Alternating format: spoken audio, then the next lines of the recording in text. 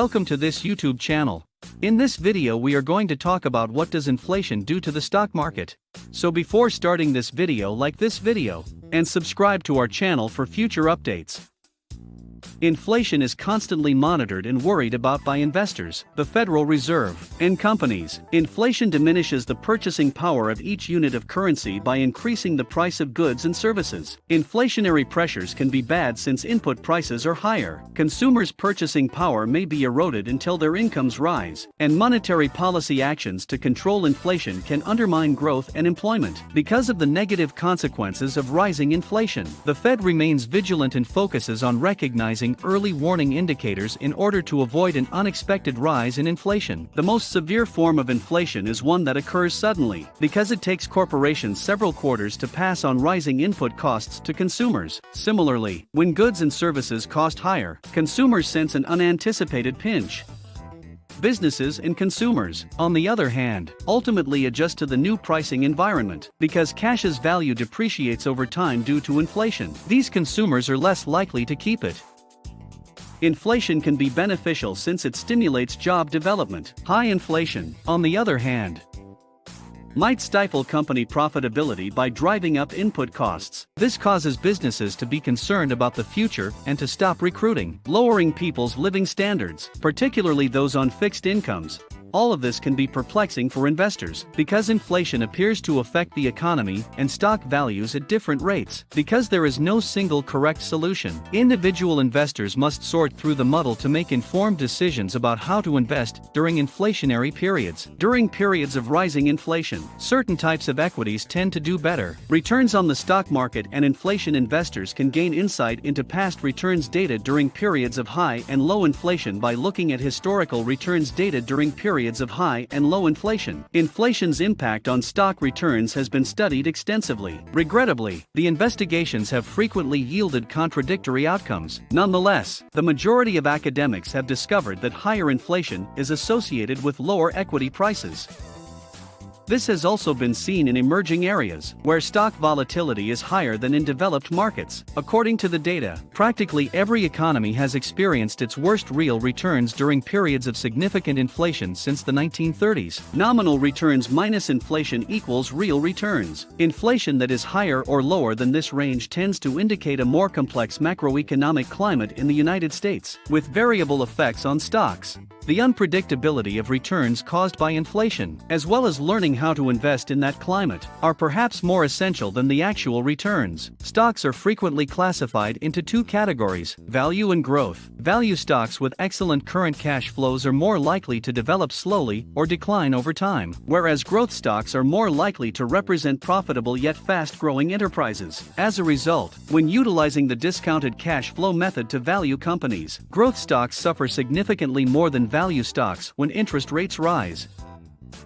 Because interest rates are typically raised to battle high inflation, growth stocks will suffer more during periods of high inflation. Investors attempt to predict the elements that influence portfolio performance and make decisions based on their predictions. One of the issues that can affect a portfolio is inflation. Stocks should, in theory, provide some inflation protection since, after a time of adjustment, a company's revenues and earnings should grow with inflation. Inflation's variable impact on equities, on the other hand, tends to raise equity market volatility and risk premium. In the past, high inflation has been linked to lower equity returns. The mere mention of the word is almost enough to put most people to sleep. It also sounds like an unpleasant ailment. I'm afraid you have inflation. But don't worry, we aren't here to lecture you about economics. We simply want to understand why investors are terrified of inflation. In other circumstances, it's enough to pull the entire stock market down.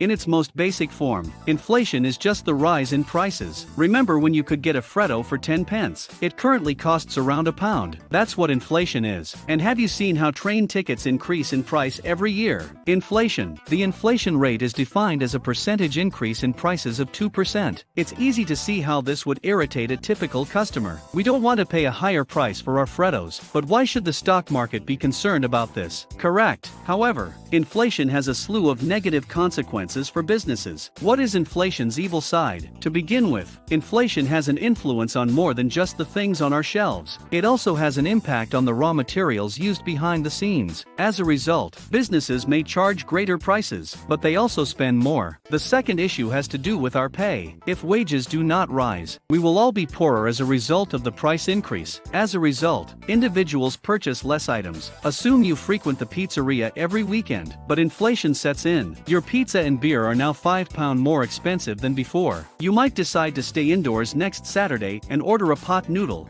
Don't make that look. You know you like it. In other words, when inflation rises, people will no longer be able to afford all of the things they formerly could. As a company's sales diminish, profit declines as well. There's a greater reason why the markets are terrified of inflation. The worth of a corporation is determined by its future earnings estimates for an investor. However, when inflation rises, the shareholders' profits will purchase less and less. As a result, each share is thought to be worth less. Let me give you an example if that sounds like nonsense. Let's say I predict a profit of $7 per share for Facebook next year. If there is no inflation, that $7 will be worth the same in a year as it is now. With my $7, I'll still buy the same amount of pizza. Let's pretend there's a 2% annual inflation rate. Pizza will increase by 2%, which means I won't be able to get as much yummy, cheesy, pepperoni bliss for my $7. If inflation rises to 3%, my $7 will be worth even less, and so on. The central bank's role. The rise in prices is also concerning for another reason. When inflation crosses specific thresholds, usually 2%, central banks raise interest rates to contain it. Don't doze off right now, since this is critical and drives the markets into a frenzy.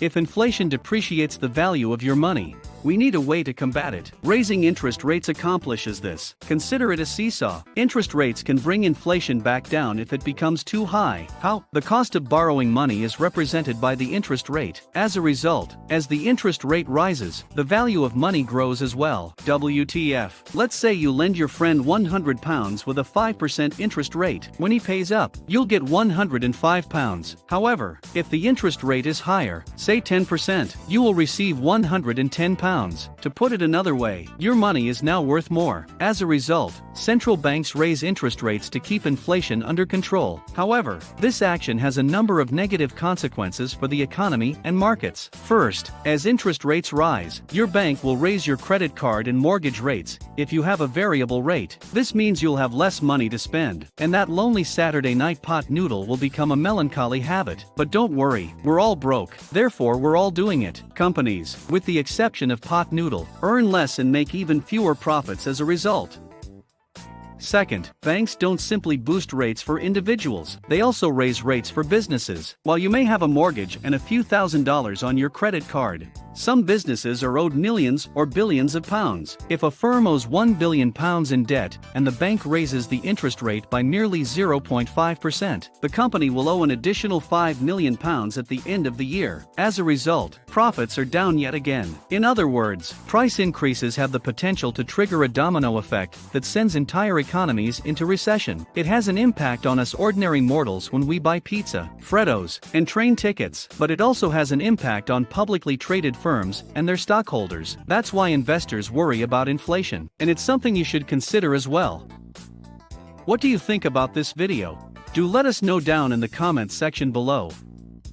If you enjoyed this video and want to hear from us again, be sure to hit that subscribe button before you go.